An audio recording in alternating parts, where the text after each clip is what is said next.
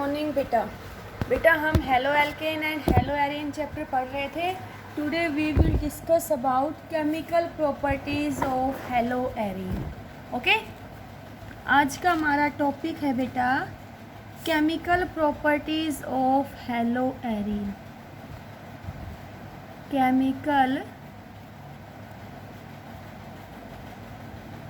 Properties of haloarene. ठीक है बेटा, इससे पहले हमने हेलो एल्केन की केमिकल प्रॉपर्टीज़ पढ़ी थी। तो हेलो एल्केन के अंदर न्यूक्लियोफिलिक सब्स्टिट्यूशन रिएक्शन होती है, while in case of hello arene it will be less reactive towards nucleophilic substitution reaction. देखो हमने क्लोरीन लिया, इसकी रिएक्शन मैंने एक्वस NaOH के साथ करवाया, तो यहाँ पे कोई भी रिएक्शन नहीं हुई, नो रिएक्शन। क्यों? क्योंकि हेलो एरीन जो है वो नॉर्मल कंडीशन पे लेस रिएक्टिव है टुवर्ड्स न्यूक्लियोफिलिक सब्स्टिट्यूशन रिएक्शन। तो मैंने क्या कहा? मैंने कहा बेटा haloarene are very less reactive, haloarene are very less reactive towards nucleophilic substitution reaction. ठीक है, अब बात आती है कि वाई, भाई हेलो एरीन कम रिएक्टिव क्यों है? क्या भाई वाई क्यों, ऐसा क्यों हुआ? Why haloarene are less reactive towards nucleophilic substitution reaction. तो फर्स्ट हम बताएंगे रेजोनेंस इफेक्ट। क्या? Resonance effect.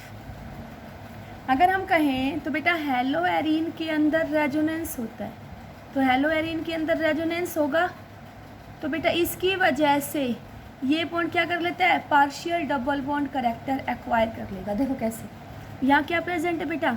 Lone pair single double, resonance possible है। ये बॉन्ड यहाँ से यहाँ माइग्रेट करेगा, ये बॉन्ड यहाँ से यहाँ माइग्रेट करेगा, तो नेक्स्ट स्ट्रक्चर हमारे पास क्या आएगा बेटा? एक्स, और एक्स पे कैसा चार्ज? पॉजिटिव। ये बॉन्ड यहाँ आएगा, नेक्स्ट स्ट्रक्चर में ये बॉन्ड यहाँ माइग्रेट करेगा, ये यहाँ माइग्रेट करेगा, तो हमें क्या मिलेगा? X positive. ओके, ये बॉन्ड यहाँ पे, ये नेगेटिव, तो नेक्स्ट स्ट्रक्चर में ये यहाँ माइग्रेट करेगा, ये यहाँ माइग्रेट करेगा, तो यहाँ क्या आएगा? यहाँ डबल बॉन्ड, यहाँ डबल बॉन्ड, यहाँ नेगेटिव, यहाँ पे एक्स पॉजिटिव, ये यहाँ माइग्रेट करेगा, ये यहाँ माइग्रेट करेगा, तो इसमें क्या है बेटा? रेजोनेंस है। तो रेजोनेंस की वजह से CX बॉन्ड क्या एक्वायर कर रहा है? Partial double bond character. Okay, so this bond is very strong, it is difficult to dissociate it. तो मैंने क्या कहा? In haloarene resonance is possible, तो हम कहेंगे due to resonance, due to resonance in haloarene, due to resonance in haloarene CX bond acquire partial double bond character।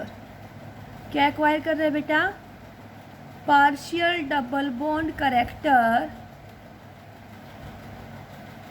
as a result of which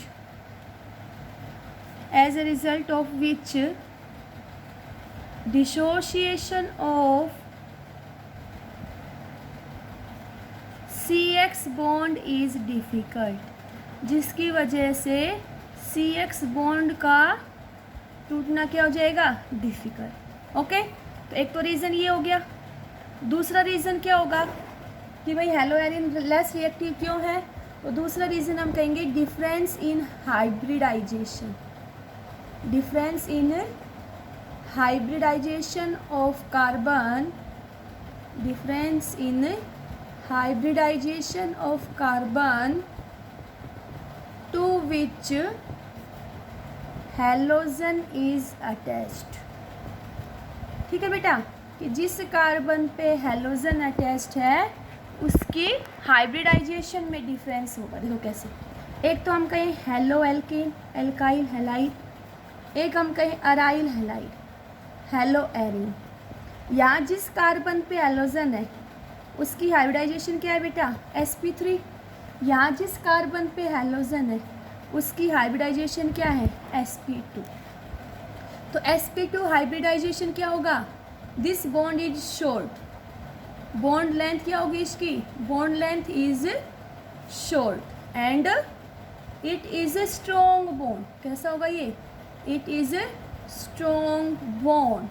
कैसा होगा, strong bond. Then this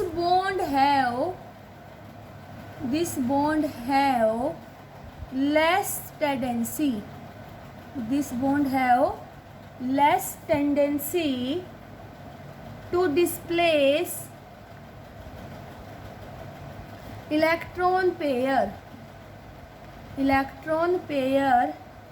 away from it। ठीक है, तो दूसरा reason भाई क्यों hello Erin less reactive है, तो दूसरा मैंने क्या बताया, difference in hybridization. Third reason देखो बेटा, थर्ड रीज़न की हेलो एरिन लेस रिएक्टिव है वो है instability of phenyl cation. Instability of phenyl cation. देखो बेटा हेलो एरिन के केस में क्या होगा, ये हेलोजन इज मोर इलेक्ट्रोनेगेटिव, ये इस इलेक्ट्रॉन पेयर को अपनी तरफ खींचेगा, तो यहाँ हमें क्या मिल जाएगा, यहाँ पे पॉजिटिव चार्ज। तो ये क्या बन गया, फिनाइल कटायन। ये फिनाइल कटायन कैसा है बेटा, अनस्टेबल है। कैसा है, अनस्टेबल। ओके, इस वजह से इन तीन रीजंस हैं जिसकी वजह से हेलो एरिन क्या है, less reactive towards nucleophilic substitution reaction. एक बार तीनों रीजंस देखो बेटा।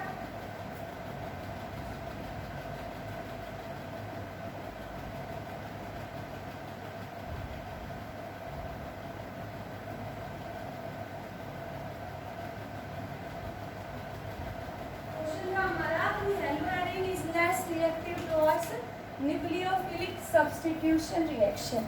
एक रीजन तो क्या है बेटा, रेजोनेंस इफेक्ट। क्या है, रेजोनेंस इफेक्ट। दूसरा difference in hybridization of carbon to which halogen is attached.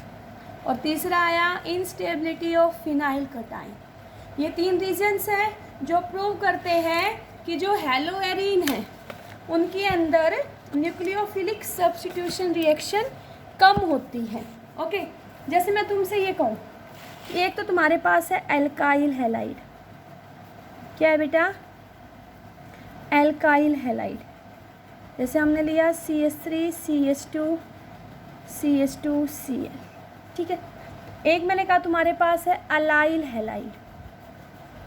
Allyl halide, allyl halide क्या होगा बेटा, जिस कार्बन पे हैलोजन उससे नेक्स्ट कार्बन क्या हो, sp2 हाइब्रिडाइज्ड, वैलेंसी पूरी कर दो, तो उसको हम क्या बोलते हैं, अलाइल हैलाइड। ओके, थर्ड हमने लिया बेटा बेंजाइल हैलाइड।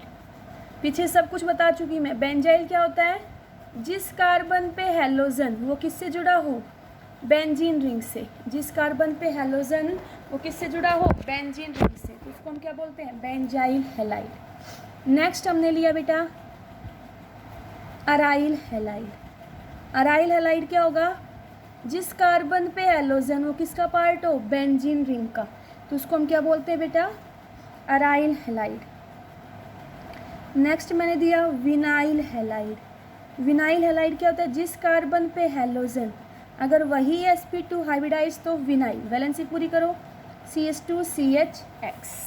अब यहाँ देखो बेटा, यहाँ हाइब्रिडाइजेशन कौन सी है, sp3, यहाँ भी sp3 और यहाँ पे भी बेटा sp3, तो ये तीनों क्या होंगी, और यहाँ हाइब्रिडाइजेशन क्या है, sp2 तो sp हाइब्रिडाइजेशन कैसी है बेटा, स्ट्रॉन्ग है, जिस वजह से कार्बन, इस कार्बन की लेस टेंडेंसी है इलेक्ट्रॉन पेयर हैलोजन को देने की, तो इनमें न्यूक्लियोफिलिक सब्स्टिट्यूशन रिएक्शन कम होगी और इनमें ज़्यादा होगी। तो ये तीनों कौन कौन से, एल्काइल हैलाइड, अलाइल हैलाइड और benzyl halides are more reactive towards nucleophilic substitution reaction। ठीक है, अराइल हैलाइड और विनाइल हैलाइड क्या है, ये हमारे लेस रिएक्टिव है, किसके लिए, न्यूक्लियोफिलिक सब्स्टिट्यूशन रिएक्शन के लिए। तो हम क्या कहेंगे, aryl halide and vinyl halide are less reactive towards nucleophilic substitution reaction. Okay, जैसे बेटा मैंने तुम्हें एक क्वेश्चन दिया, मैंने कहा Y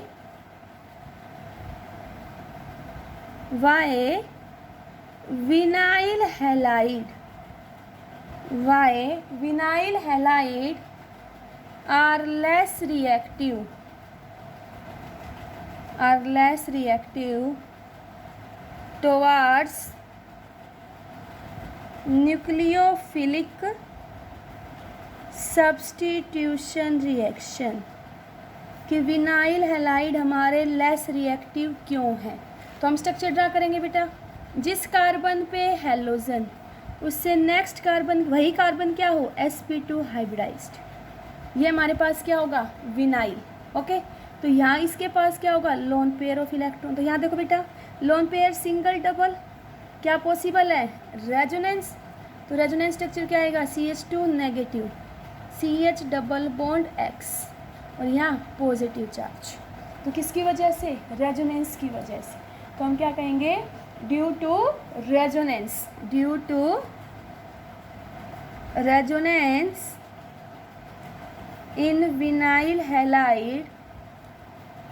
in vinyl halide it is less reactive towards nucleophilic substitution reaction। किसकी वजह से बेटा, रेजोनेंस की वजह से। ओके, अब बात ये आई बेटा कि हेलोएरिन लेस रिएक्टिव है। अगर मैं कहूँ कि नॉर्मल कंडीशन पे मैंने हेलोएरिन की रिएक्शन करवाई एक्वस NaOH के साथ, नॉर्मल कंडीशन पे, तो यहाँ पे कोई भी प्रोडक्ट नहीं बनता, because it is less reactive, yes और नो। लेकिन अगर हमें हेलोएरिन की न्यूक्लियोफिलिक सब्स्टिट्यूशन रिएक्शन करवानी हो तो हम इसको क्या करेंगे, this reaction can be carried out at high temperature और प्रेशर और in presence of electron withdrawing group. तो हम कहेंगे we know that haloarene are less reactive towards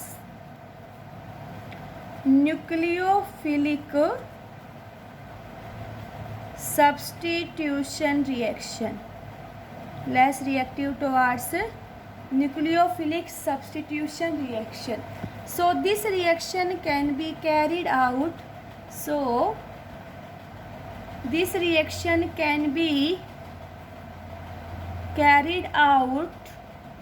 eight, क्या करेंगे बेटा, हाई टेम्परेचर पे, हाई टेम्परेचर प्रेशर और in presence of electron withdrawing group. Okay, किसकी प्रेजेंस में, इलेक्ट्रॉन विड्रॉइंग ग्रुप। देखो बेटा, नॉर्मल कंडीशन पे ये रिएक्शन नहीं हो रही थी, लेकिन मैं इस क्लोरोबेंजीन की रिएक्शन एक्वस NaH के साथ करवाऊँ at a high temperature of 623 kelvin 300 atmosphere in presence of dilute HCl, then this reaction is favourable.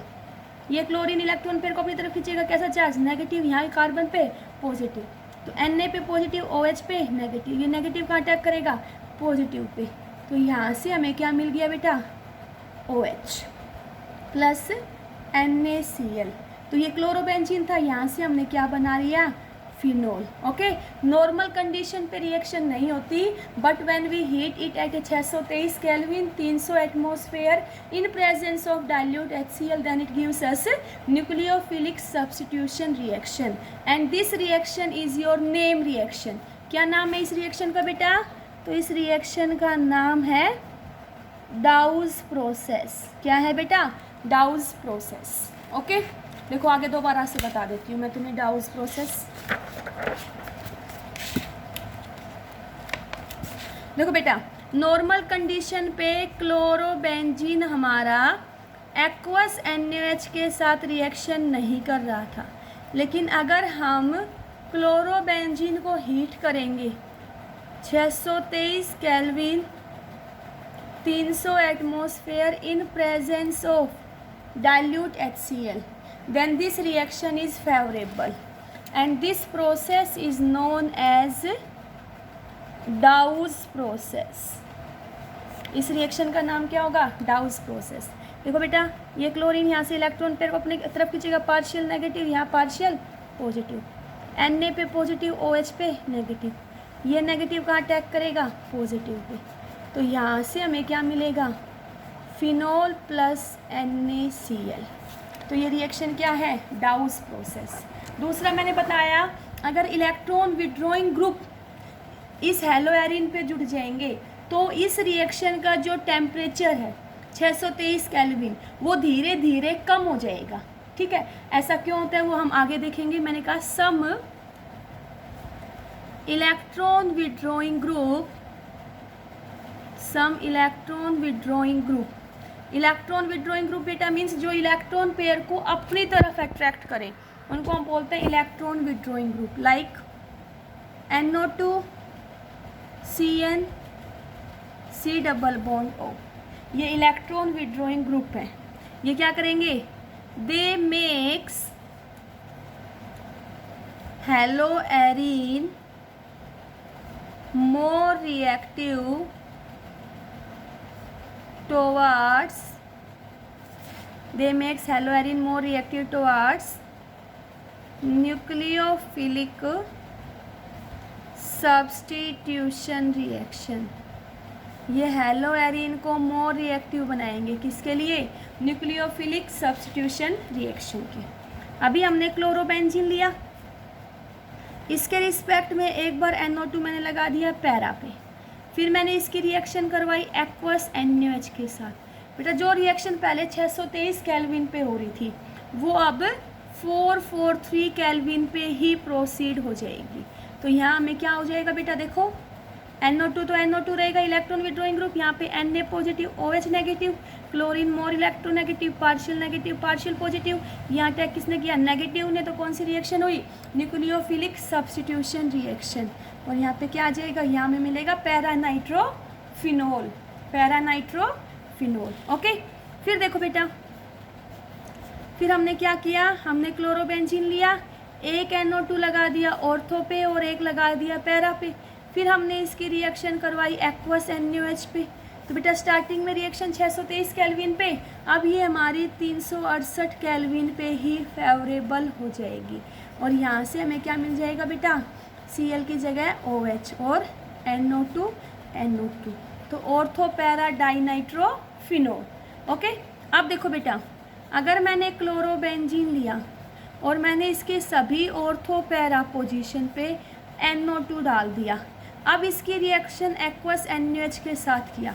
बेटा इसको वार्म करते ही, थोड़ा सा गर्म करते ही ये रिएक्शन हमारी फेवरेबल हो जाएगी, because here 3 NO2 group, 3 electron withdrawing groups are present. तो यहाँ पे क्या होगा बेटा? Cl पे partial negative positive, Na positive, OH negative, ये नेगेटिव इस पॉजिटिव पे अटैक करेगा और यहाँ क्या मिल जाएगा? OH। इसको हम कॉमनली क्या बोलते हैं? Picric acid. क्या बोलते हैं? Picric acid. Okay, IUPAC name करोगे तो बेटा 1 2 3 4 5 6 2 4 6 trinitrophenol, commonly known as picric acid. अब बात हमारे माइंड में क्वेश्चन आया कि हमने इन स्ट्रक्चर में NO2 सिर्फ ऑर्थो पैरा पोजीशन पे लगाया, बेटा कभी भी हमने NO2 को मेटा पोजीशन पे नहीं लगाया। तो हम कहेंगे क्वेश्चन फॉर्म में करवा देती हूँ।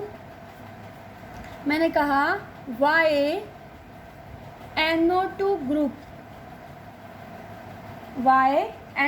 Group will show its effect only at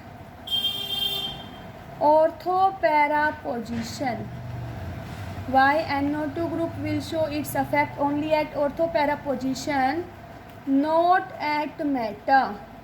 कि जो NO2 ग्रुप हमने लगाया ये अपना इफेक्ट सिर्फ कहाँ शो कर रहा है, ऑर्थो पैरा पे शो कर रहा है, सिर्फ मेटा पे शो नहीं कर रहा। तो क्यों नहीं कर रहा? तो इसके लिए देखो बेटा हम क्या करेंगे, इसके लिए हम एक बार NO2 को ऑर्थो पे लगाएंगे, एक बार पैरा पे, एक बार मेटा पे, और उनका रेजोनेंस स्ट्रक्चर ड्रा करेंगे। देखो बेटा मैंने तुम्हें दिया क्लोरोबेंजीन, ठीक है, एक बार NO2 इसके ऑर्थो पे ड्रा करेंगे और यहाँ अटैक करवाएंगे OH माइनस का, ठीक है, इसका रेजोनेंस स्ट्रक्चर ड्रा करेंगे। फिर बेटा मैंने कहा अब हम Cl के रिस्पेक्ट में NO2 को डालेंगे मेटा पे, सॉरी बेटा पैरा पे, फिर इसकी रिएक्शन करवाएंगे न्यूक्लियोफाइल के साथ, तो इसके रेजोनेंस स्ट्रक्चर ड्रा करेंगे। लास्ट में बेटा हम क्लोरोबेंजीन के रिस्पेक्ट में NO2 डालेंगे मेटा पोजीशन पे और इसकी रिएक्शन करवाएंगे न्यूक्लियोफाइल के साथ। तो बेटा देखो क्या होगा, यहाँ से ये बॉन्ड यहाँ माइग्रेट करेगा, तो यहाँ कैसा चार्ज आ गया, पॉजिटिव या नेगेटिव। इस पॉजिटिव पे अब ये नेगेटिव अटैक करेगा, तो यहाँ से देखो बेटा हमें क्या स्ट्रक्चर मिलेगा, Cl OH NO2 और इस कार्बन पे नेगेटिव, यहाँ डबल बॉन्ड, यहाँ डबल बॉन्ड। तो नेक्स्ट स्ट्रक्चर में क्या आएगा, ये बॉन्ड यहाँ से यहाँ माइग्रेट, यस और नो, और ये बॉन्ड यहाँ से यहाँ माइग्रेट। रेजोनेंस स्ट्रक्चर तो ड्रा करने आते होंगे बेटा, तो क्या आएगा यहाँ पे Cl OH, ये क्या हो जाएगा डबल बॉन्ड, और यहाँ पे क्या लगा हुआ है NO2 या नेगेटिव चार्ज। तो नेक्स्ट स्ट्रक्चर में ये बॉन्ड यहाँ माइग्रेट, ये बॉन्ड यहाँ से यहाँ माइग्रेट, तो हमें क्या स्ट्रक्चर मिलेगा बेटा, Cl OH NO2 यहाँ डबल बॉन्ड, यहाँ नेगेटिव। नेक्स्ट स्ट्रक्चर में ये बॉन्ड यहाँ से और Cl यहाँ से एलिमिनेट हो जाएगा, तो हमें क्या स्ट्रक्चर मिला, यहाँ डबल बॉन्ड, यहाँ डबल बॉन्ड, यहाँ डबल बॉन्ड, यहाँ पे OH NO2 मिला। एक बार हम पैरा पे NO2 है, इसका रेजोनेंस स्ट्रक्चर ड्रा करेंगे बेटा, तो ये बॉन्ड यहाँ से यहाँ माइग्रेट, यहाँ नेगेटिव, यहाँ पॉजिटिव, इस पॉजिटिव पे OH अटैक करेगा, तो बेटा देखो हमें क्या स्ट्रक्चर मिलेगा, Cl OH यहाँ नेगेटिव और यहाँ डबल बॉन्ड, यस बेटा यहाँ डबल बॉन्ड, ठीक है, और यहाँ क्या है NO2। नेक्स्ट स्ट्रक्चर में ये बॉन्ड यहाँ माइग्रेट करेगा, ये बॉन्ड यहाँ माइग्रेट करेगा, तो हमारे पास क्या रेजोनेंस स्ट्रक्चर आएगा बेटा, Cl OH यहाँ डबल बॉन्ड, यहाँ NO2 पे कैसा चार्ज नेगेटिव, यहाँ डबल बॉन्ड। अब ये बॉन्ड यहाँ से यहाँ माइग्रेट करेगा, ये यहाँ से यहाँ माइग्रेट करेगा, तो नेक्स्ट स्ट्रक्चर हमारे पास क्या आएगा, यहाँ Cl यहाँ OH यहाँ नेगेटिव चार्ज, यहाँ डबल बॉन्ड, यहाँ डबल बॉन्ड, यहाँ NO2। तो अब ये यहाँ माइग्रेट करेगा, Cl यहाँ से एलिमिनेट कर जाएगा, तो हमें क्या स्ट्रक्चर मिलेगा बेटा, यहाँ डबल बॉन्ड, यहाँ डबल बॉन्ड, यहाँ डबल बॉन्ड, यहाँ NO2 यहाँ OH, पैरानाइट्रोफिनॉल मिल गया। एक बार हमने NO2 कहाँ लगाया, मेटा पोजीशन पे।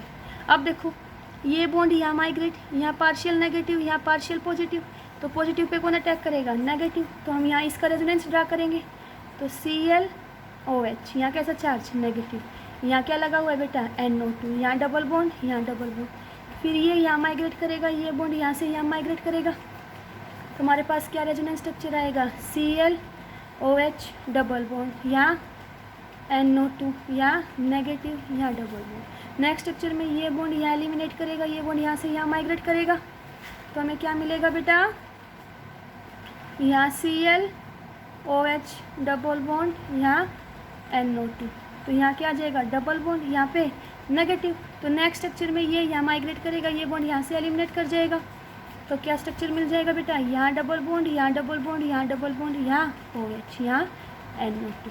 तो मैंने क्या कहा, मैंने कहा why NO2 electron withdrawing group shows its effect only at ortho para not at meta. देखो बेटा तब हमने ऑर्थो का स्ट्रक्चर ड्रा किया तो वहाँ पे एक ऐसा स्ट्रक्चर आया जिस कार्बन पे NO2 है उस पर कैसा चार्ज आया नेगेटिव। पैरा का ड्रा किया तो भी एक ऐसा स्ट्रक्चर आया जिसमें क्या है NO2 पे नेगेटिव। लेकिन तब हमने मेटा का स्ट्रक्चर ड्रा किया तो जिस कार्बन पे NO2 है कहीं पे भी नेगेटिव चार्ज नहीं आया। तो यहाँ से हम एक्सप्लेन कर सकते हैं कि जो NO2 ग्रुप है it will show its affect only at ortho para position, not at meta position. NO2 अपना अफेक्ट सिर्फ और सिर्फ कहाँ शो करेगा? ऑर्थो पैरा पोजिशन पे शो करता है बेटा, मेटा पे शो नहीं करता। ठीक है, ये एक इम्पोर्टेंट क्वेश्चन है जो हमारी NCERT में भी दिया हुआ है कि why NO2 group will show its affect only at ortho para position, not at meta. तो ये हमने एक्सप्लेन कर दिया बेटा, कहाँ से? उसके रेजोनेंस स्ट्रक्चर को ड्रा करके। ओके, ये क्लियर हुआ बेटा? नेक्स्ट वीडियो में मैं तुम्हें पढ़ाऊंगी specific reactions of haloarene. Okay, thank you बेटा।